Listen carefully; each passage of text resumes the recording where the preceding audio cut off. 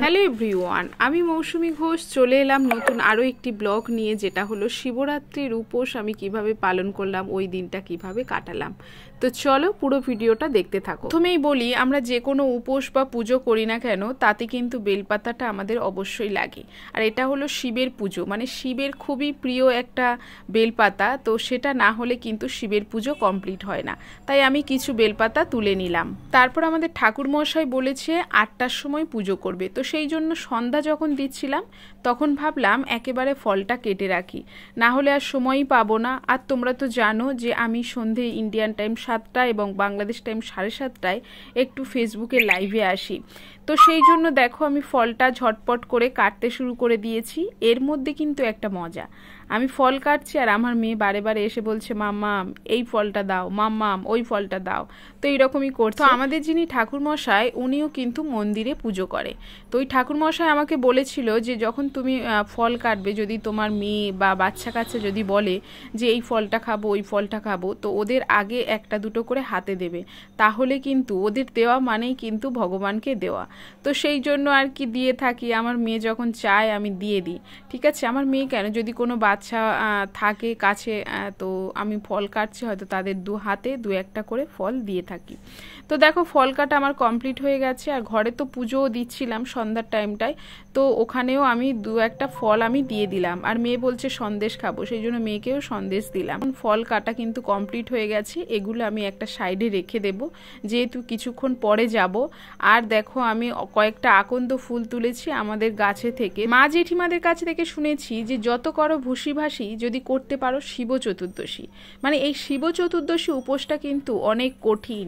ঠিক আছে, অনেক কিছু বিধি আছে, নিয়ম আছে, সেগুলো আমরা পালন করে এই উপোসটা করতে থাকি। দেখো আমি এখন রেডি হয়ে গেছি আর যাচ্ছি হচ্ছে কোথায় না, শিবের মাথায় জল ঢালতে। এই যে দেখো সৃঞ্জা লেহেঙ্গা পরেছে, খুব সুন্দর লাগছে। চলো আর সখীগুলো আসো, সখীগুলো একটু আসো তো দেখি। ওরে বাবা দেখো কত সখী, কত সখী দেখো।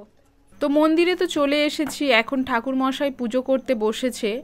আর হচ্ছে এই উপোসটা করলে না সারা রাত জাগতে হয়, ঘুমাতে পারবে না।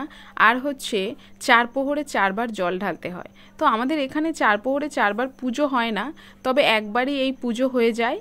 তারপরে সবাই 4বার করে জল ঢেলে নেয়। যেহেতু উপোসটা আমি বিয়ের বছর থেকেই করছি, তো আমার জায়ের মেয়ে ছিল, ও আমার সঙ্গে বেশ অনেক পর্যন্ত আর কি জাগতে পারতো। তারপরে ওর তো বিয়ে হয়ে গেছে, একা একা আর কত রাত জাগবো বলো, সেই জন্য আর রাতটা জাগা হয় না। তো অনেক রাত পর্যন্ত ফোন দেখি, টিভি দেখি, তাও যেন টাইমটা কাটতে চায় না। একা একা কতক্ষণ আর জাগা যায়, সেই জন্য যতক্ষণ জাগতে পারি জেগে থাকি, তারপরে ঘুমিয়ে পড়ি।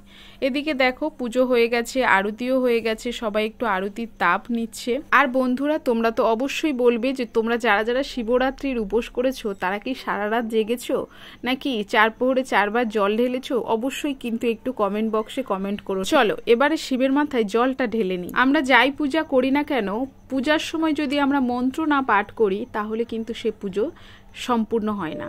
ওম ত্র্যম্বকম যদামহি সুগন্ধিম পুষ্টিবর্ধনম উর্বারুকমিব বন্ধনাম মৃত্যুর্মুক্ষীয়মামৃতাম।